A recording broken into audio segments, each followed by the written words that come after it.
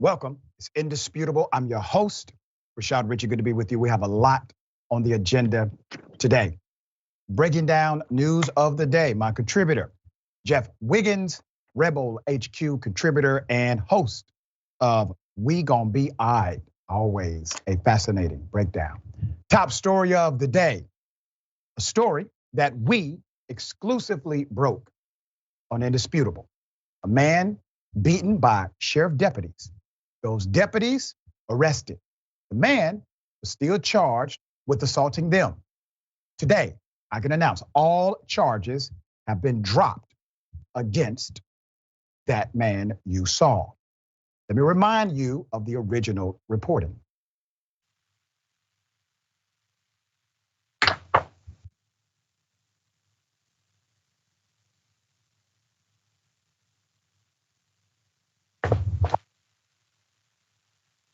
Okay, they came into the cell. He's on suicide watch.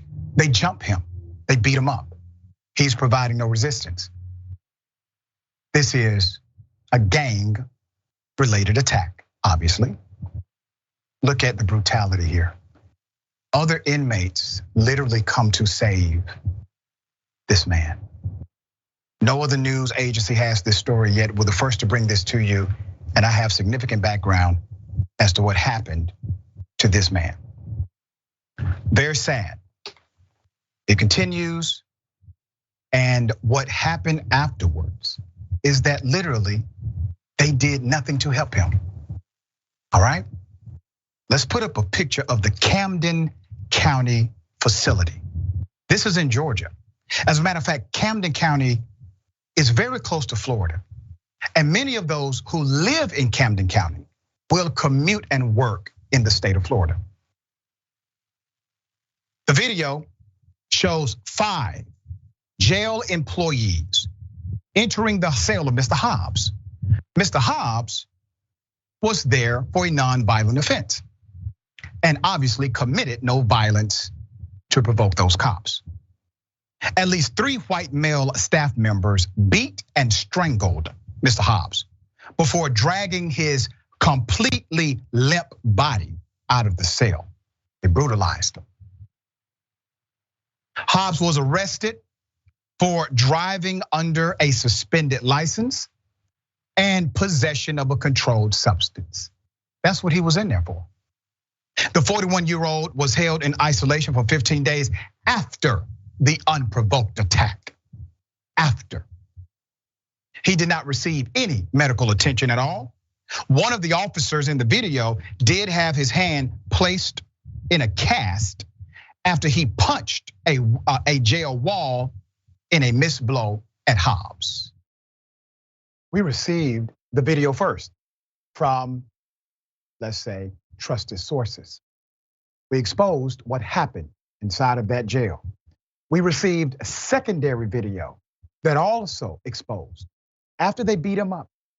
They put him in a wheelchair because his body was completely limp. And they then threw him out of the wheelchair into the cell. Now, charges have been dropped, settlement has been done, cops have been charged. Let me give you the update to this story. A Georgia Sheriff's Office has dropped all charges against a black man at the center of a viral jail beating by deputies and agreed to pay him a settlement, according to his attorneys. Despite video showing deputies ganging up on Mr. Jerret Hobbs, who is 41 years of age, and pummeling him inside and on jail grounds, the Camden County Sheriff's Office hit him with a slew of charges anyway. Prosecutors later determined it lacked sufficient evidence. You don't say. The Glenn County District Attorney's Office today dropped all criminal charges against Mr. Hobbs, including charges for assault, battery, and obstruction for justice, which deputies filed after beating Mr. Hobbs, attorneys said in the statement. There's more. There's a warrant dismissal filed on the 21st of this month, said that state is now going to decline to prosecute drug and traffic charges further in the interest of justice. These were separate charges he would have had to face if these deputies did not violate all known protocol and law.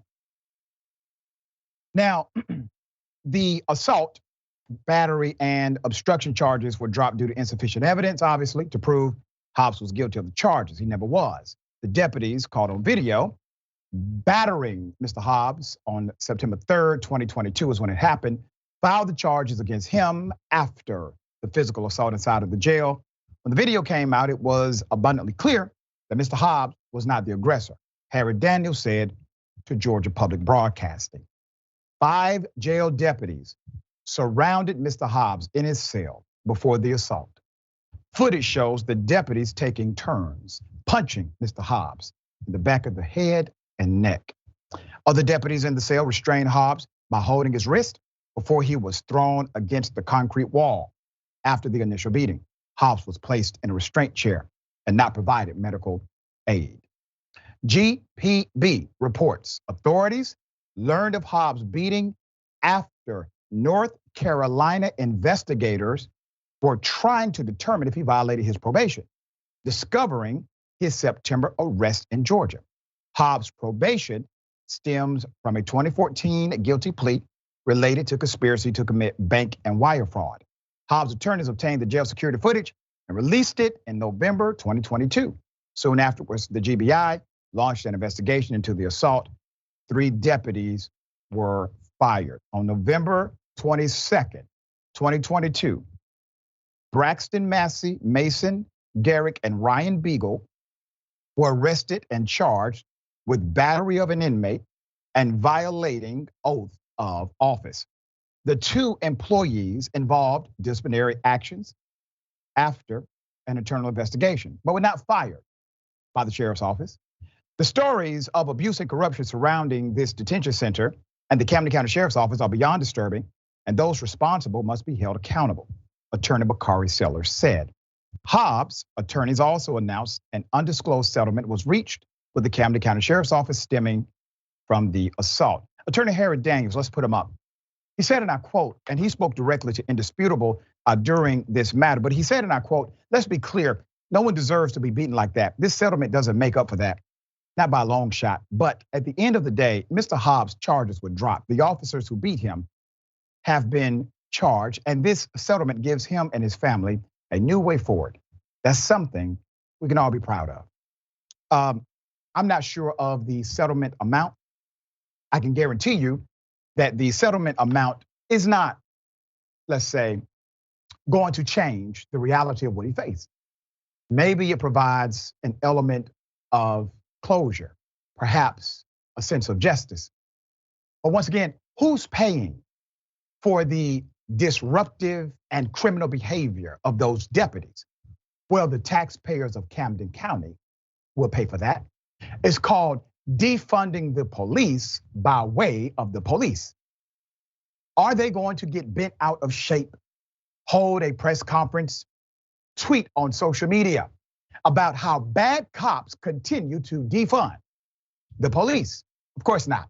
But I guarantee you, if a Black Lives Matter activist would have held a press conference and said, we are calling again for the defunding of the police to reprioritize the budget so that we can fight real crime in this county. All of a sudden, all of the conservatives in Camden County will say, stop defunding the police, back blue. The reality of this is that those deputies, the way they acted, the way they engaged in that kind of gang activity, it was obvious it was not the first time. While we will likely never know all of the other violations these cops have done, at least we know this one. And transparency has a way of eliminating darkness. All right, Jeff, thoughts here. So sheriff's deputies accused this man of assault and battery. And with that being, nowhere close to being true, which means they knew they needed justification for what they did to him. In this case, beating him mercilessly. And this leads me to wonder, even if Mr. Hobbs had punched one of them or assaulted them, as they said, would they have been permitted to pummel him, as that article pointed out? Would they have been allowed? That part makes me nervous, because had it not been for, as you put them, a trusted source sending out this video to you for you to report it, they would have gotten away with it. They would have been given the benefit of the doubt as usual. This is usually what takes place. So look, you asked the question earlier and you also answered the question, but yeah, when it comes to the financial settlements from stuff like this, it also comes out of the taxpayer's pocket. So we should be talking about this a lot more, and I'm glad you reported on this months ago. I'm glad you're following up. I'm also glad that, well, hopefully the settlement will be enough, but criminal charges. It was a gang, as you put it. It was a gang. So criminal charges, please. Think about this. If we did not get that video, he would have been prosecuted for beating them up, knowing in court that it was totally opposite. And likely no one would have believed him, or they may have believed him and not gave a damn. So thankfully, we have a video that proves exactly what happened. Naturally, if you have something that you've seen, and I'm talking to people in position of authority, in position of power, in police departments, government, even corporations, let us know. We are willing to go to bat for you, all right? Indisputable at tyt.com. Make sure you email us.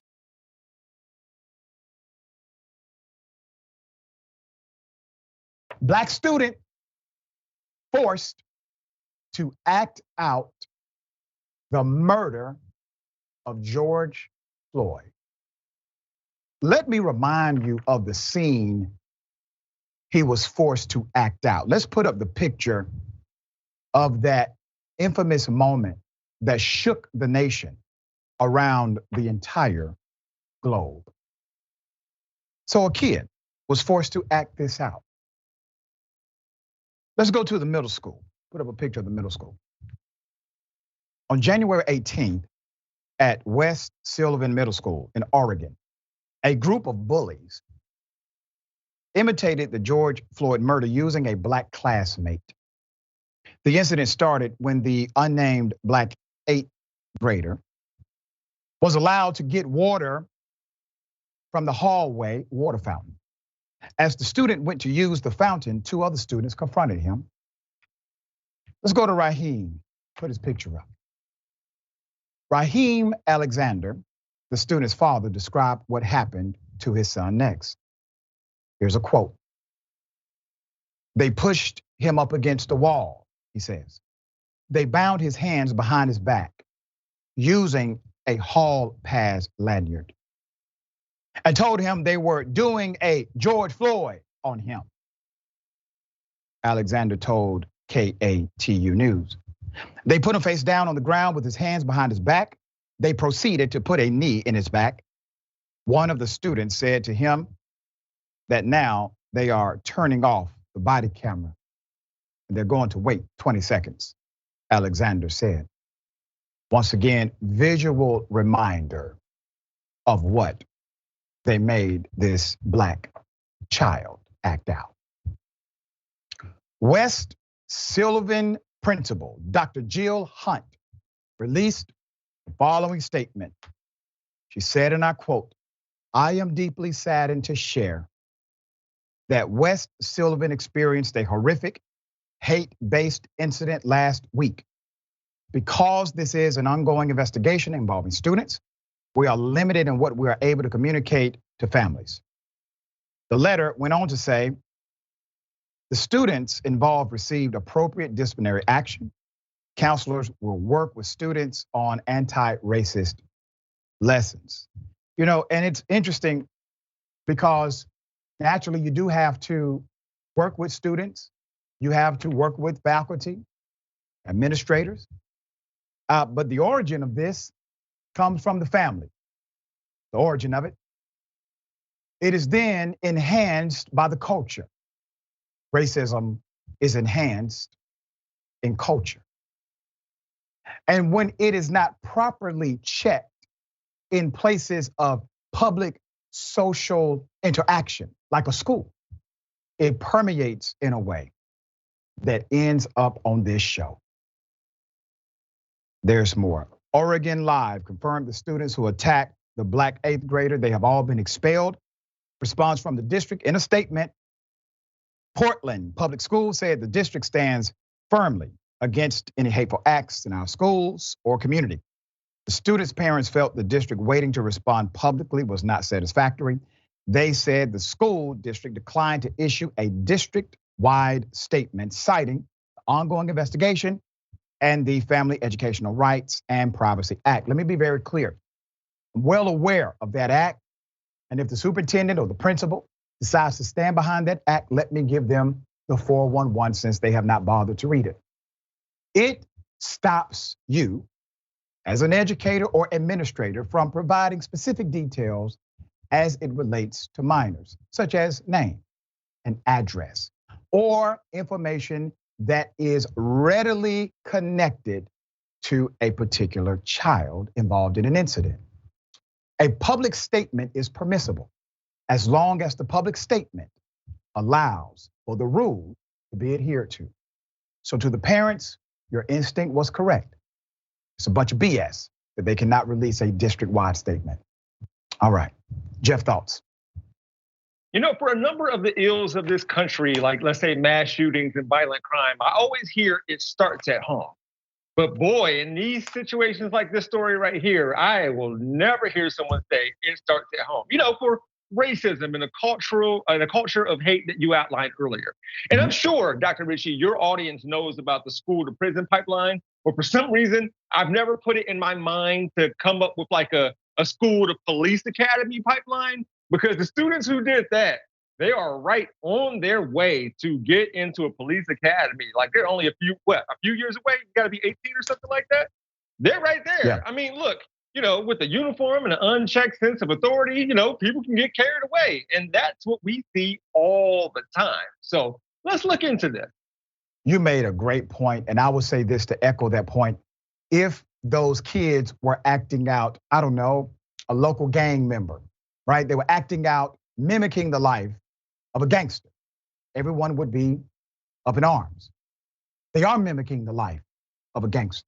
It just so happens that the gangster was being paid by taxpayers and had on police blue rather than Crip blue, but it was still acting out of gang culture. When will all individuals have a problem with this? All right, we will provide updates as they come.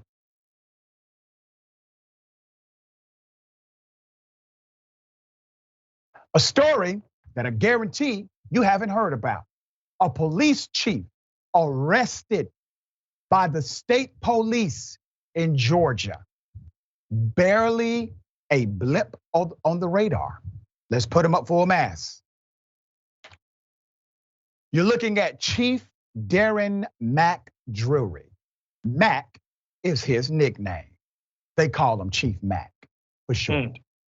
A South Georgia Police Department whole command staff and some officers resigned Saturday after the interim chief was named following the GBI's arrest of their previous chief. According to authorities, Homerville Police Chief Darren McDrury was arrested last week after a February 19th incident. You have to follow the timeline on this.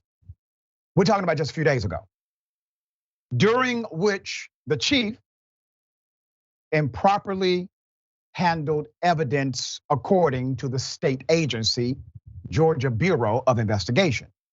The incident was reported to the Clinch County Sheriff's Office, which then requested the GBI to conduct an independent investigation. The GBI has not disclosed the details of its findings, but the chief faces multiple charges, including theft by taking, possession of marijuana, false statements and writings, and violation of oath of office. He turned himself in on last Wednesday. On Saturday, multiple officers resigned after the city appointed an interim chief. The sheriff's office confirmed in a statement.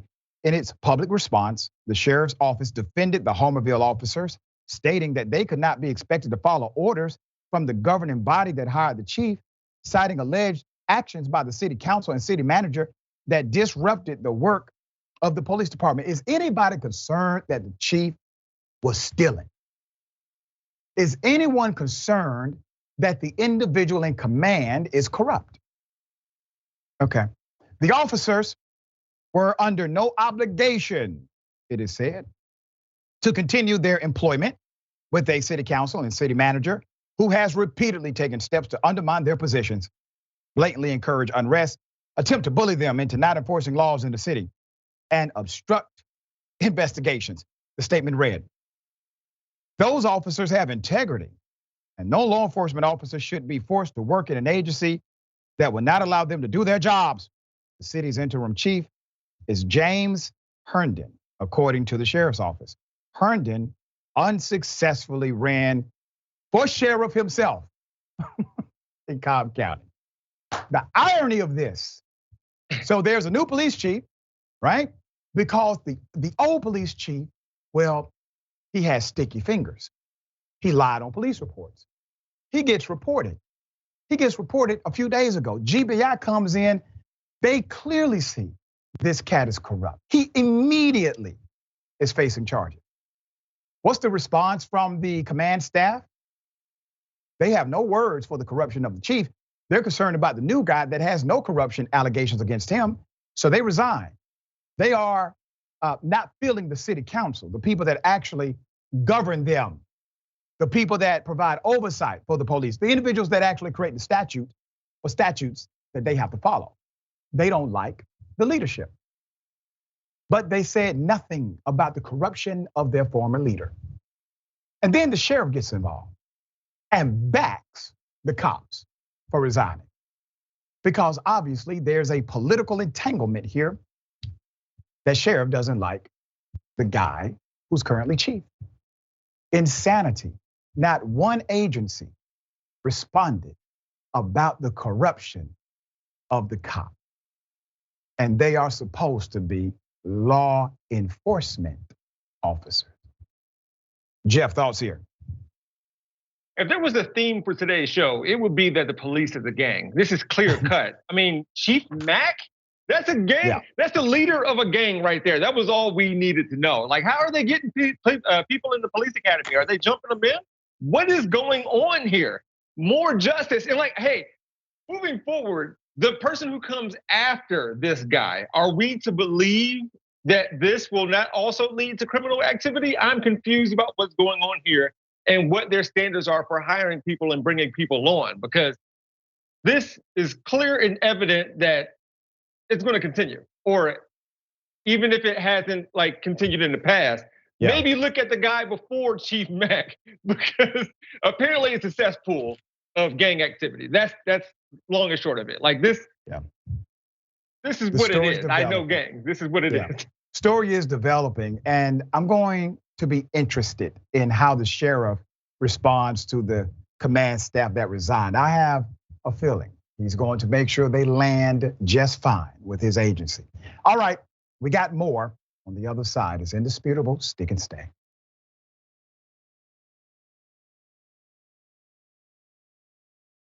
All right, welcome back. We got a lot of show.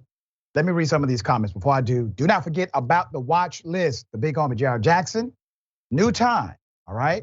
Make sure you tune in. News, politics, culture, current events, sports, and more.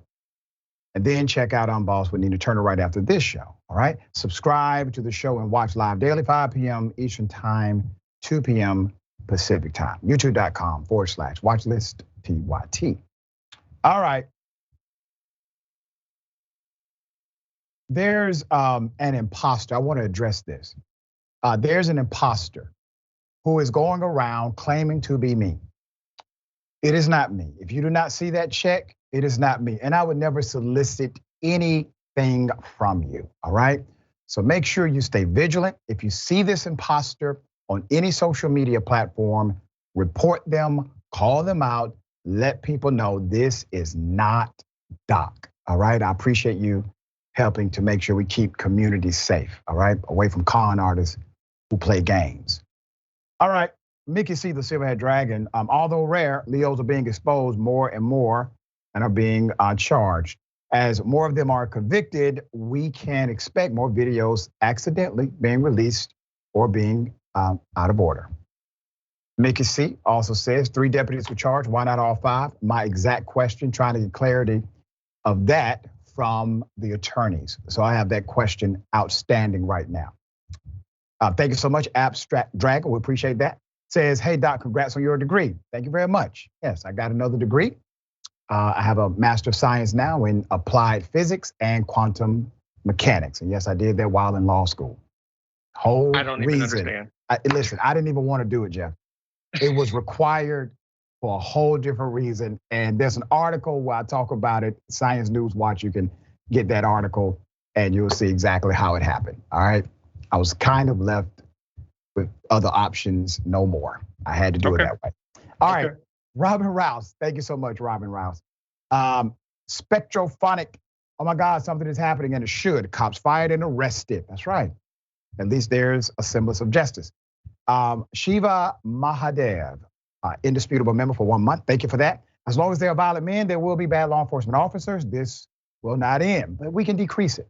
I'm making sure that we actually give a damn about the front end of the hiring rather than the back end. Natural Born Keeler, thank you so much for this. I will never get used to this kind of news where unarmed black folks are lynched by the police. Black Lives Matter from Germany. Thank you so much for your allied relationship. Okay, got a question for you. No, not a question. Ladies and gentlemen, I wish a Karen would. You want to call the police on them for having a barbecue on a Sunday. I feel free! Back off! I'm going to tell there's an African-American man threatening my life. Oh, why are you coming at me? Oh, look. Hey, don't touch me! Hey! What are you doing? Don't touch me! You flip me off again, I don't give a how old you are.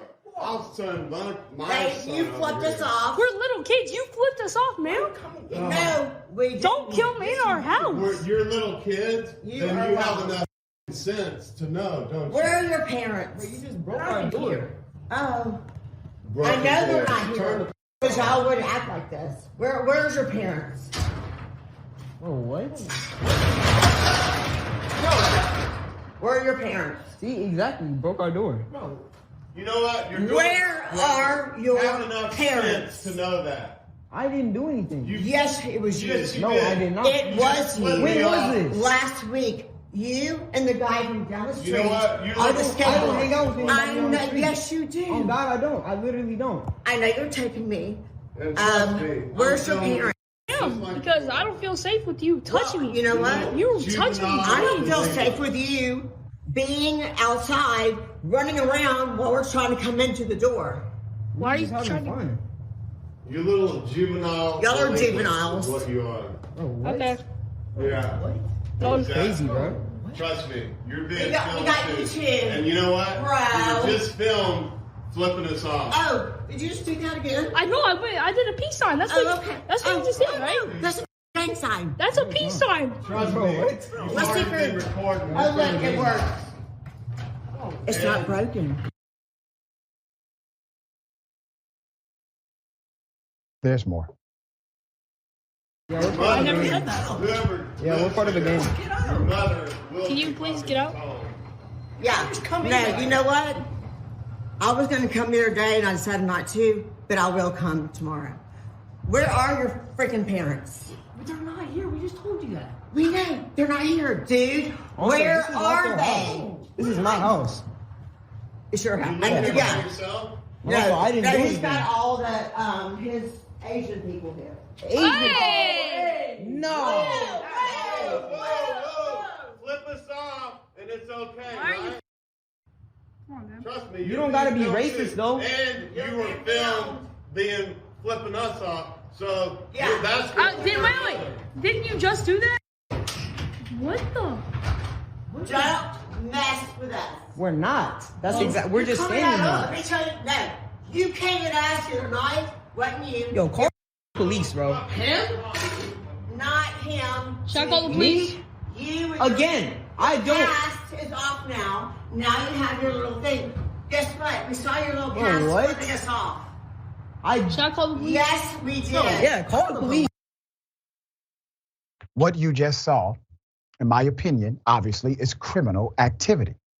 This is a Karen and a male Karen. Looks to be a husband and wife duo. And according to the back and forth, they broke into the home.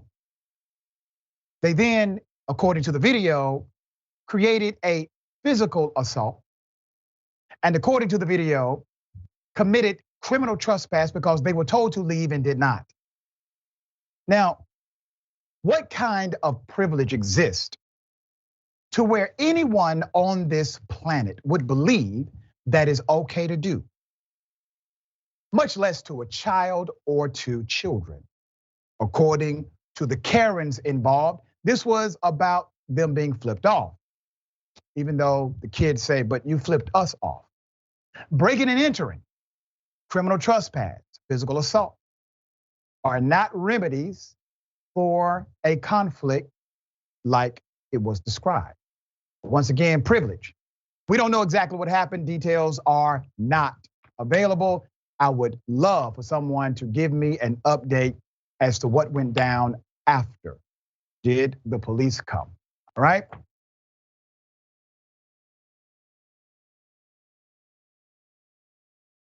Okay. Very sad story. Very sad. The police engage in action that led to the death of a woman who simply needed medical care. Why was this happening? Because the medical facility, according to the report, said she had to leave. Here it is. They want you gone. I'm talking. I understand you say you got some problems going on. You're gonna have to find a way to get out of here, okay? I don't want this to turn into a situation where you have to go to jail. Shattered my ankle and I had a stroke. Well, if the medical professionals have saw you and discharged you, they won't. I got nothing to do with that then, but you gotta get going. I can't even get down there. So you're saying that you're gonna go to jail. Well, what's gonna happen is you're gonna have to roll this off the property. It's the hospital's wheelchair. Well, you're gonna have to get up and figure out a way to get gone. I can't. Please don't do me this way. I don't want to go to jail. Get up and... I have to warn you now, the rest of this video is going to become extremely disturbing. Very, very hard to watch, but it is required. Here it is. Oh no. I need you to step up, okay? I can't. Yeah, you have to. Pull me back. You're gonna have to get up there because we're gonna have to physically put you up there if not. Oh my God. I can't. You're gonna break me. Yes, ma'am, you're gonna have to get in My there. ankle. You've been medically cleared, ma'am. This is not gonna work. So we need you to help My us. ankle. I'm gonna pass out. No, stop. Okay, it's not working. Okay, just stop. Get in the daggone. Okay. Oh my. Jesus, Lord, Mary, goats. Now you're starting to piss me off. Get up. This is the Lord's, listen to me. This is the Lord's day. All I want to do is give me some coffee and some oatmeal. I'm not going to deal with your mess this morning. We've already spent too much time on you. You're going to get up here in this van and you're going to go to jail. We're done with this. We'll go and get in there and pass out. We'll be done with it. Because this is all an act. You're not going back in the hospital. They're not taking you back. You've been kicked out of 2 hospitals. What do you need your purse for? My hand. It's not in there. We've already went No through it. inhaler in your purse. And when you know what's about to happen? You're about to get some more charges. That's what's about to happen. Not going to die. My problem with me is that I know it's all an act. Oh, well, we all know that. This is your inhaler. The medicine is missing. Get a stretcher? Yeah. Why we need a stretcher? I can't breathe. Do not have an inhaler. Hey, it's not one of the suitcases. Right there. Please hurry. Uniform's all nasty from her. You want a cigarette? No. I was kind of thinking just leave her on the sidewalk, throw a white blanket over, and everybody can go about their day. She's already got warrant on her now. You're about to get an extra charge for disorderly conduct. You're about to get anything I can think of. Hit the sidewalk. I'm gonna You're about to get anything I can think of. You guys are gonna let me die. Please help me out. Sir, please. You're gonna kill me. Please. I beg you. Stand up. Walk. We know you can walk. Now stop. Come on, man. Okay. Now Stop up. You can set yourself up. These cowards. Here's when she died. They're gonna kill me. I can't breathe. What's that? Lift me up. You pulled yourself to. Lift me up. Oh my God. Scoot back towards me. You peed in my car? I'm sorry, I ain't doing Okay. You guys You're fine back there. Stop it. take me to I ain't hospital. dealing with you today. You're fine. Just lift yourself up. We try I can't.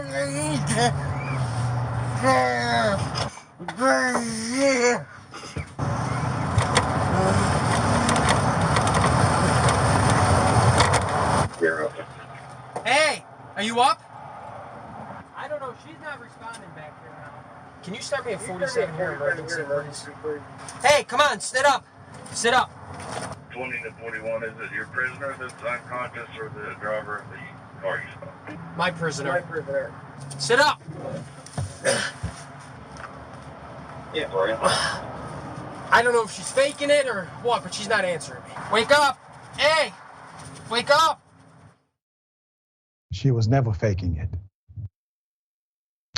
Put up the picture of this woman who should be alive, but is dead. Newly released body cam footage shows Knoxville, Tennessee police completely dismiss and ridicule elderly woman. She told them her medical condition. She told them she was in pain and felt like she was going to die. And she did. 60-year-old Lisa Edwards, who used a wheelchair and had suffered a prior stroke that left her disabled in 2019. She had been discharged from the Fort Sanders Regional Medical Center on the morning of February 5th, but refused to leave, which prompted security to call the police. She was then taken to Roger D. Wilson Detention Facility to be booked on trespassing charges. She became fully unresponsive, as you just saw. Edwards was taken back to the same hospital where she died. Her family states officers treated her like trash, and they did. According to WVLT, her family is consulting a lawyer. Let's put up the chief of police, guy in charge. Chief, got a question to ask you. Would you be okay with someone treating your mother that way? Maybe your grandmother. How about your wife or your sister or your child or you? Your men treated her this way, yours. Now, I'm not the police, don't want to be. But I promise you, if I were, those under my command would fear me. There's no way this is justified. This woman begged for her life. She was tortured by your men. His name is Paul Noel, and let's put him up for mass. Police officials said the involved employees are Sergeant Brandon Wardlow, Officer Adam Barnett, Officer Timothy DeStasio, and Transportation Officer Danny Dugan. Not one of them provided any leadership to say, guys, wait a minute. Let me try to keep everyone out of trouble here and make sure we follow protocol, because she has said the magic word: I need help. I can't breathe. They are now on paid administrative leave, as an ongoing internal investigation will determine whether the officers violated police policy. Whether they violated police policy.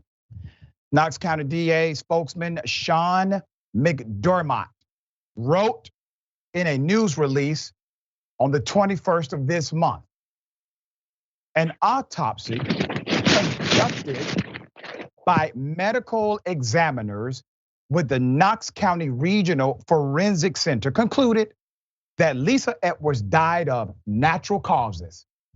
You heard me.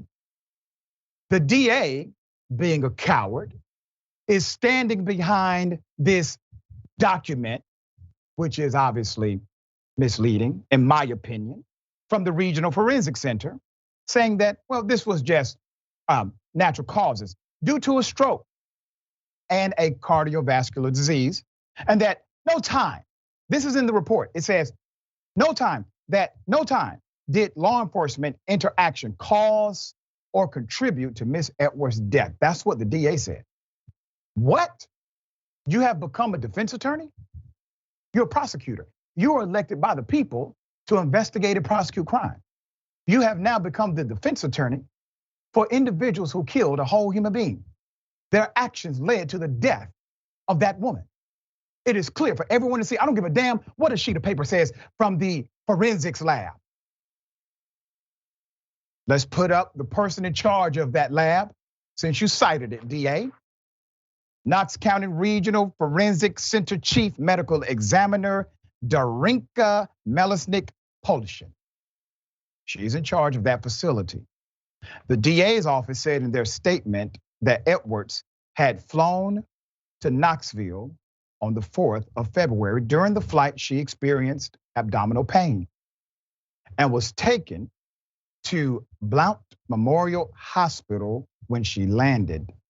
After she was discharged, she sought additional treatment at Fort Sanders Regional Medical Center.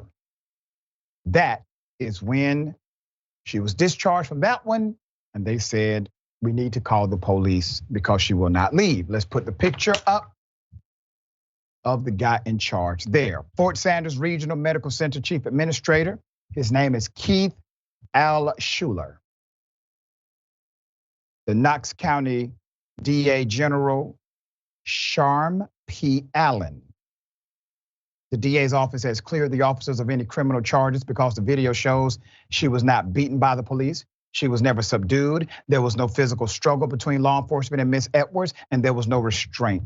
Asphyxia is what it's called. So they're standing behind the fact that they basically, because they killed her by other means, there is going to be no charge. There will not be a criminal penalty because them being criminally negligent that leads to the death of a human being, not a big deal. However, if you would have done that to an elderly woman, if I would have done that to an elderly woman, we would be going to prison because we have a reasonable duty to not be that negligent in situations like that. And there's also a duty, a responsibility affixed with the relationship known as a first responder to a citizen, to a person. They decided to violate all known protocol, and those violations led to the death of a human being.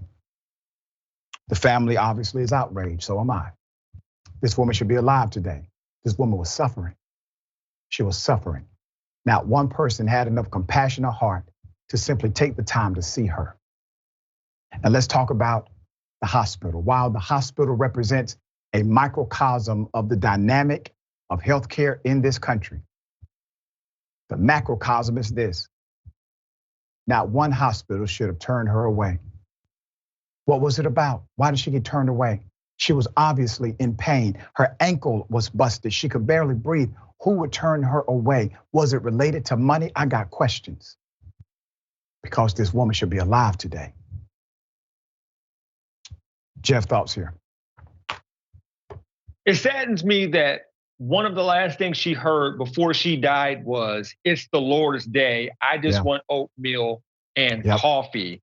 The convenience of this man's life and maybe her ailments inconveniencing him is what led to, as you said, criminal negligence. Whoever put that rule in the books likely lives in neighborhoods where they don't even have to deal with or contend with police unless it's for an emergency or it's on demand. And the fact that this woman couldn't even get help from these officers should let us know all we need to know. But I do have a question though.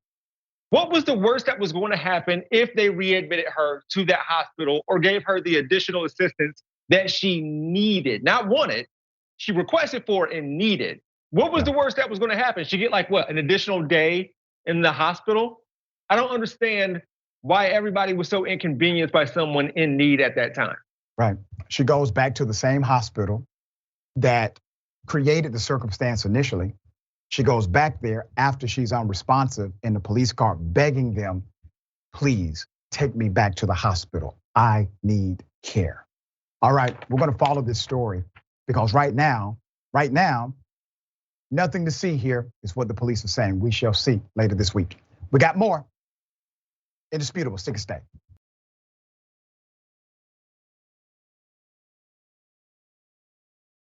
All right, welcome back. We have a lot of show left. Let me read a few of these comments. I'm pressed for time, cannot read them all.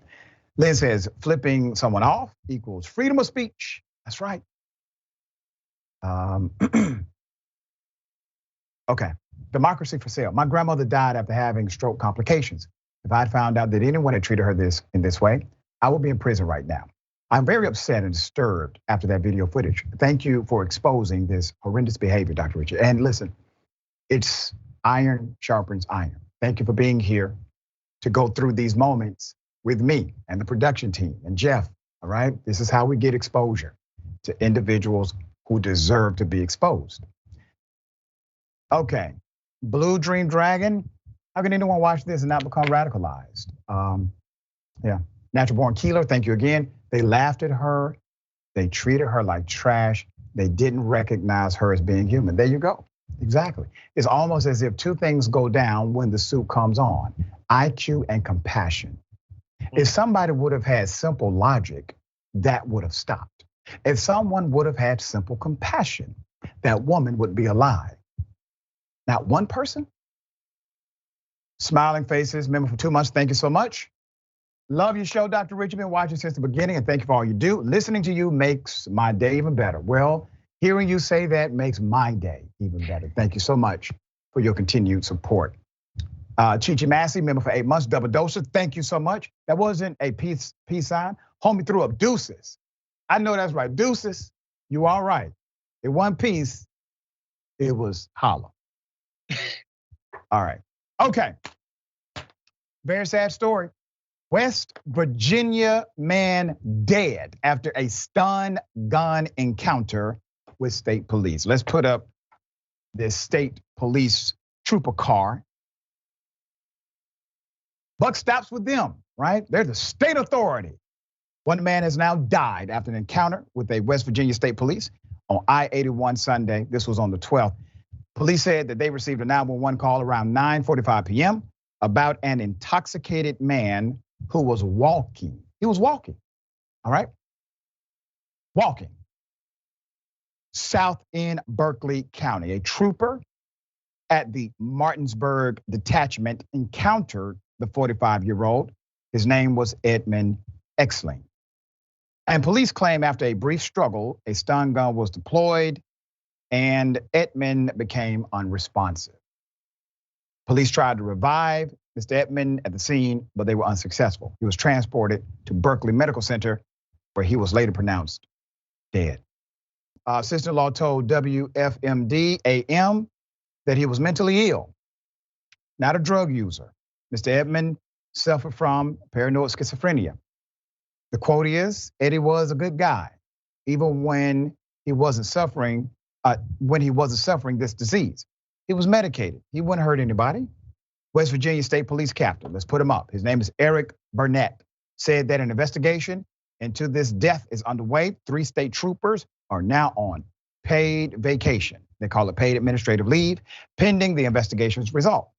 It is not clear if or when the West Virginia State Police plan to release the body camera video, but I guarantee you this, we will be the first to report it when it does get released. The mother has now opened a GoFundMe.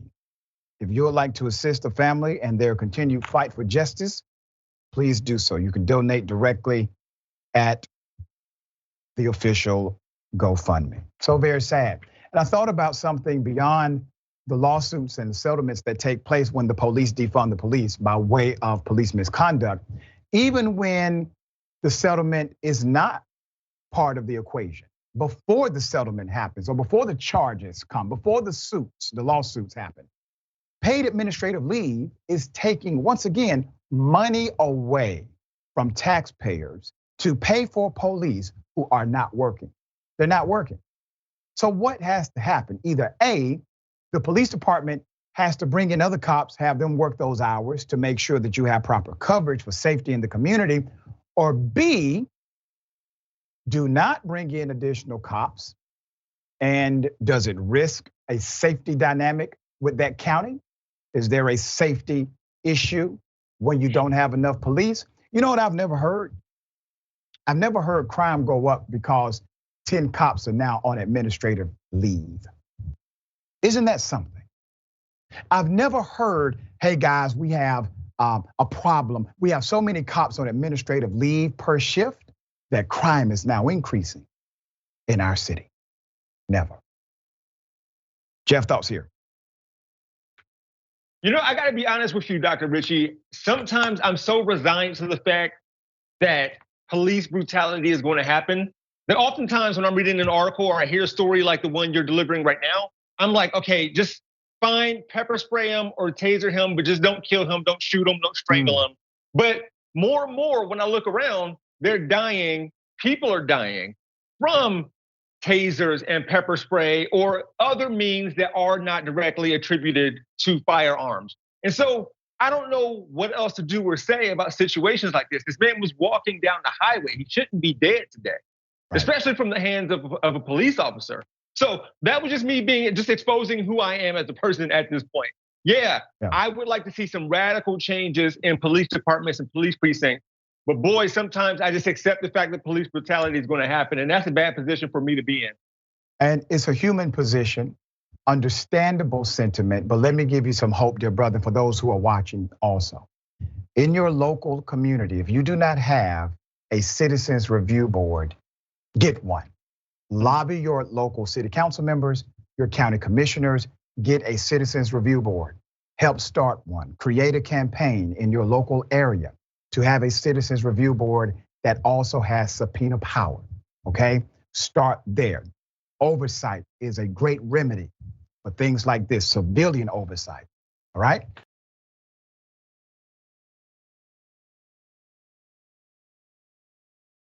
All right, very sad, disappointing, okay? Let's put his picture up full mass. When I heard this story, I said, no way, no way. Let me hear the audio. Then I heard the audio. You're looking at Mayor Steven Reed. Mayor Steven Reed is the mayor of Montgomery.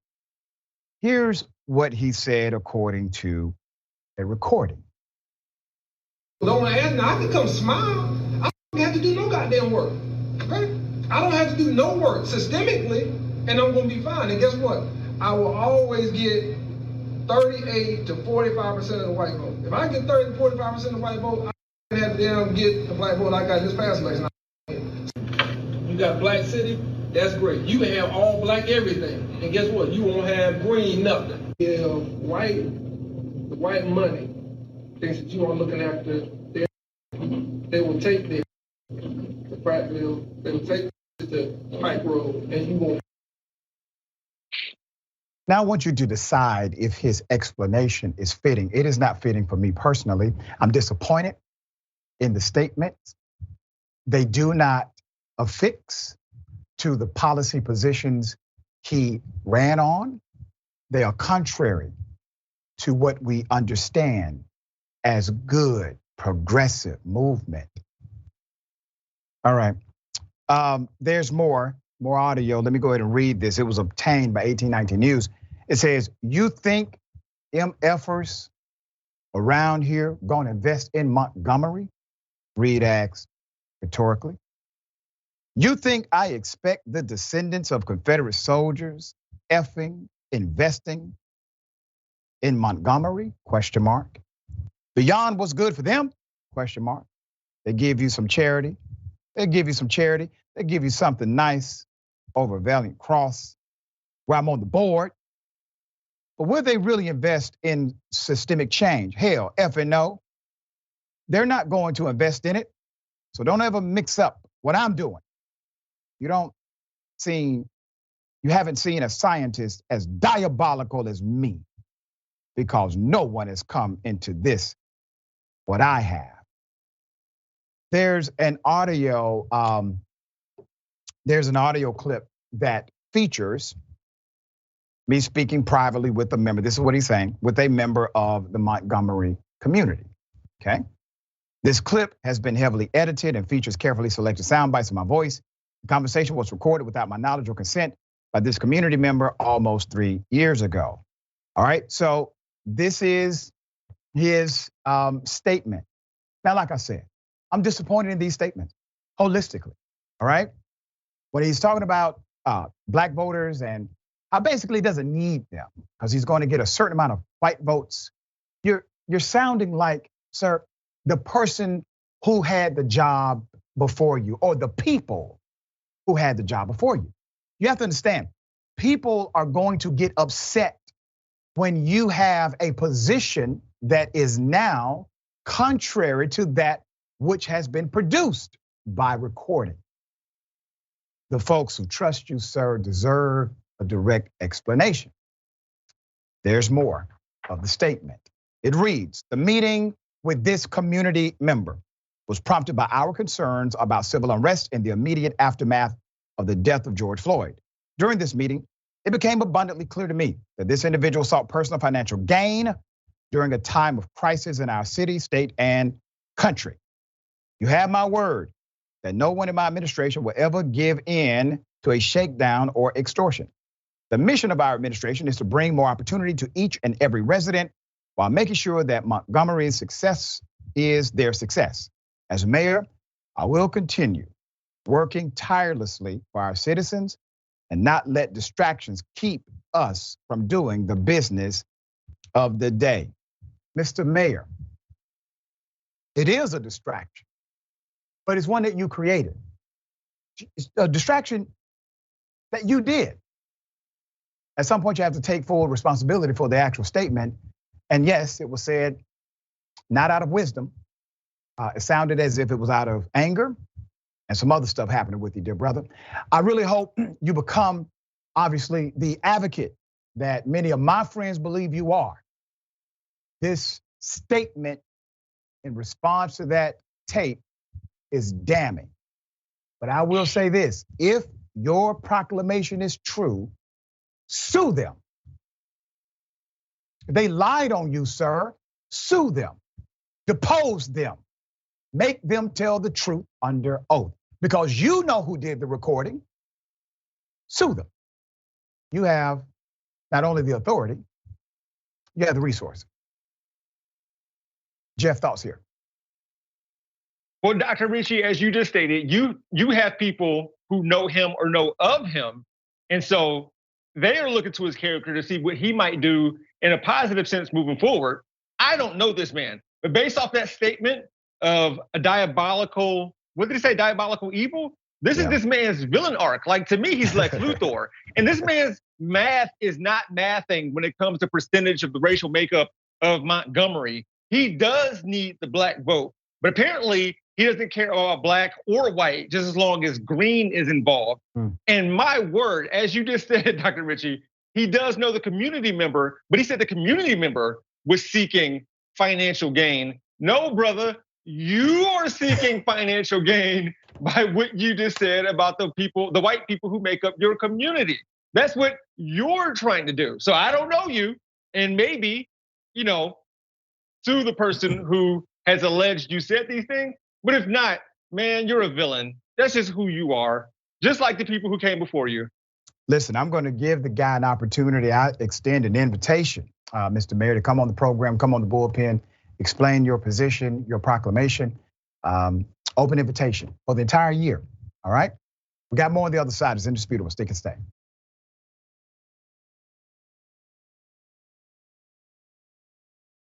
All right, welcome back. A lot of show left. Once again, let me remind everyone something really disturbing.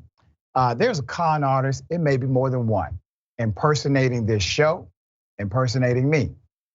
They will hop on a social media thread, sometimes a YouTube thread, and they will say, hey, contact me at this number or via this email. It's not me, all right? It's not me. It's very sad this person is doing this.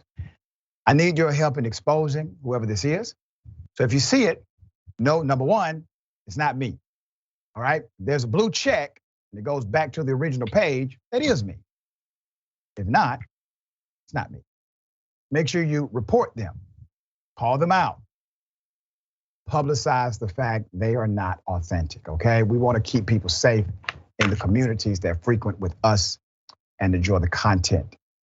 All right, a lot of comments. YouTube, you don't like my music says it's time we stop referring to these tasers as non-lethal. That is right, 100% correct, I agree. Larry Love Jr., get this mayor on the bullpen, Doc. I'm waiting. Love to have him here. Tall pumps, all police should go through physiological evaluation like that mayor, well, psychological evaluation like that mayor in Ithaca used. Cops aren't serving, they are killing. And for those who may not know, the Ithaca mayor at that time, youngest mayor ever to serve in that capacity, he had an exhaustive psychological examination after boot camp. Found out that 75% of the cops who would have been cops did not qualify to be cops psychologically. If you take the microcosm of that number and apply it to the macrocosm of society, 3 out of every 4 police officers are not actually mentally fit to be police officers, according to that data. Very sobering. Okay, what do we have? All right, good stuff. Ladies and gentlemen, welcome to the bullpen.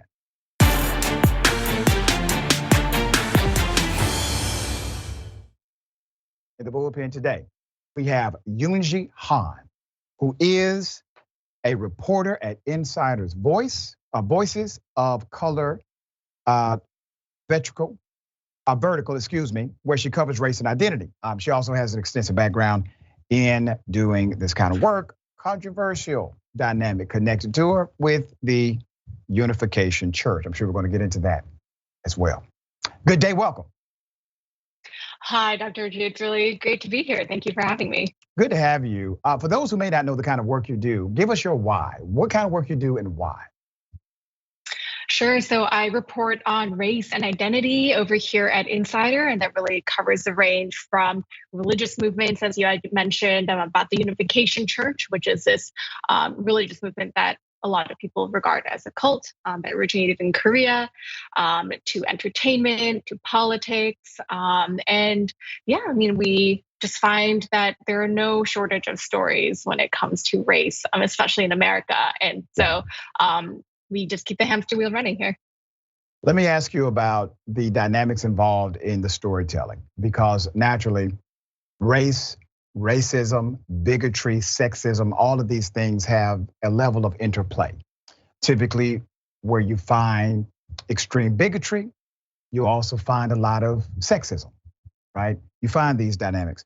What is it you have seen in the reporting of these stories that has changed? Or is it that nothing has really changed, it's simply being reported more? Which one is it?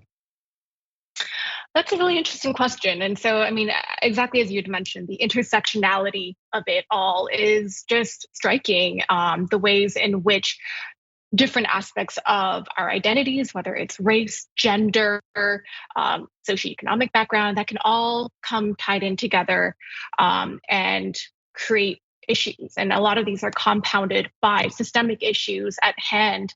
I think these systemic issues, just based off my reporting, have stemmed years and decades, if not centuries. And they just take new form as society develops.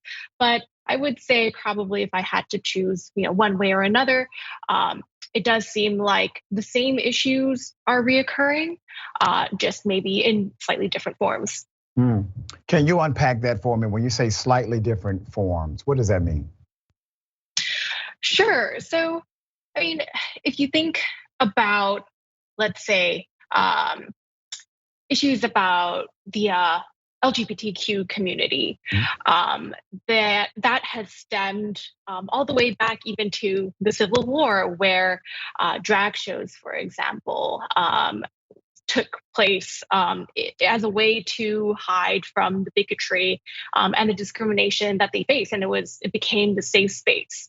And you fast forward that to several hundred years later, and now you see the same forms of discrimination taking place with regard, let's say, to the anti-drag legislation that's happening at some states, like Tennessee, for example. And it's these same issues about certain attitudes toward sexual identity, orientation, that are just perpetuated and just have evolved. So just kind of transplanting one issue from the past to the present.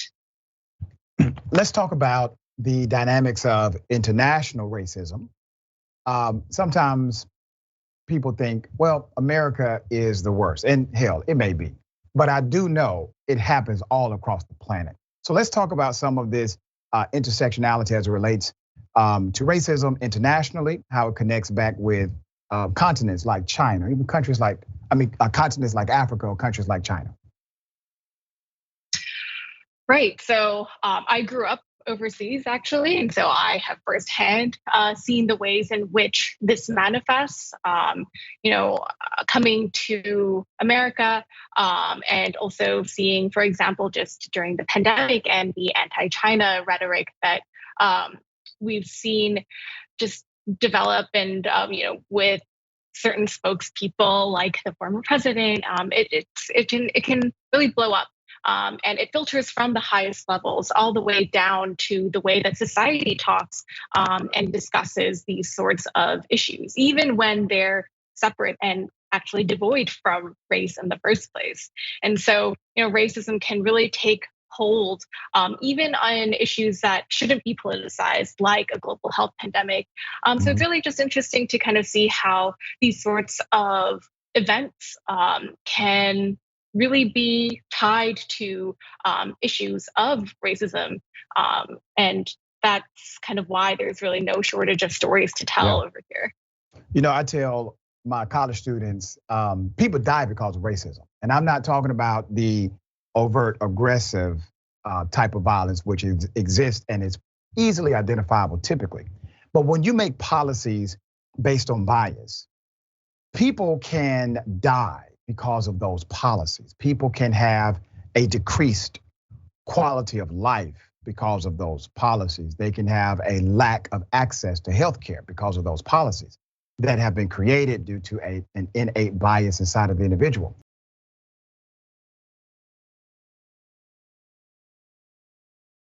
What have you seen as it relates to adverse policy and the connection it may have to racism? I mean, this goes back to the whole issue of, systemic discrimination. We've seen a lot of data that has come out over the past years about how there are differences, let's say, in the way that people have to take student loans, for example, and that can have an adverse, trickle down effect on their emotional well-being, their health, their economic stability. And so the types of policies that the government enacts can really have long-reaching and maybe indirect impact on certain marginalized communities. And it's really ironic and also quite sad that these issues start off in one thing, but then they become another, and it's just this domino effect. And the fact that it disproportionately impacts already marginalized communities, it just kind of sets them further back on the path. And so, like you said, it's just incredibly important to make sure that we have the right policies in place and ensure that these systemic biases aren't embedded in the policies and the way that they're enforced and perpetuated. Let me ask you this, because obviously you are in position of being a truth teller. Now, some journalists believe that their job is to simply report a story. There are others who believe their job is to not only report a story, but to make it very clear what the elements are as they are. For example, you report a story about racism in a particular community. Well, clearly, we're not just talking about giving the facts. We're talking about giving the facts and providing the context required for why this story is important and how we move the needle. Another contextualization I use is that there are some people who are thermometers, and there are others who are thermostats. A thermometer simply takes the temperature, but a thermostat can change it. We do need both, because you need a thermometer to know what the temperature is. You need a thermostat to change it when it's too high or too low. So how do you see yourself in the journalistic arena? And that's the big question that I'm sure a ton of journalists ask themselves. And yeah, I mean, I think the past several years especially has shown that, there isn't really maybe quite a thing as true journalistic objectivity, because it's the way that we frame certain stories. It's the way that we respond to certain events. And as you said, the context is, never, and the context itself is based on facts. And the facts, they're there to support why we think the story is important to tell. What is the significance of it? Why is it newsworthy? And so in that sense, it is objective because it is grounded in the truth. It's just simply that we are providing that additional information to show why one story maybe it becomes this national story that is told for days, as opposed to one that is maybe told one day but is gone the next. And so it is definitely a interesting question that I think maybe journalism is still grappling with. Yeah. But it's important, the context, and you can't escape that. That's right. You answered that very well, by the way. I appreciate that.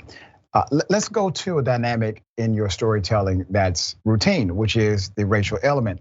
Have you found that in telling these stories, there's a natural pushback, regardless of the accuracy of the reporting, because your reporting is extremely accurate? They don't care about the accuracy. They just care about the fact that you're reporting on racism and they don't like it. Have you found any of that in your reporting? Oh, absolutely. I think issues of race, they're really sensitive. And, when we're reporting, we're especially sensitive to that as well, knowing that it's a potentially very controversial issue. And, we're not trying to blame any one race, for example, for something that has happened, but rather we're just trying to uplift the voices of communities that historically and traditionally haven't had their voices and stories told. And in a lot of ways, just by unearthing and shedding light on these sorts of issues and the communities that have been marginalized, it's just part of it. And unfortunately, that is something that I've had to learn over the years. But it's tough, but it needs to be done. I encourage you to continue being the truth teller that you are. It does baffle me that individuals who will say that, racism doesn't exist, we need to get away from talking about race, are the same people who love the founders of this country, right? They were racist and sexist. They said only white men that own property could participate in democracy. Women were not allowed to vote. And if you were not a white male, period, you could not take part in this United States of America. Those are all racist concepts. Everybody agrees those are racist concepts. So in the DNA of this country, we have that DNA structure of racism. We have to fight against the nature or the design of this nation in order to make it the democracy it has the capacity to be. Tell people how they can follow you, check out your great work. Sure, they can find me. My author bio is just Google Yoonji Han at Insider. I can be found at Twitter at Yoonji Han or Yoonji_Han. But yeah, Insider Voices of Color is where all the good stuff is. So come check us out. Thank you for being the leader that you are. We appreciate your time. Thank you so much. Take care. Absolutely. You too. Remember, take care of yourself, take care of each other, take care of the planet. Remember, the truth is always indisputable.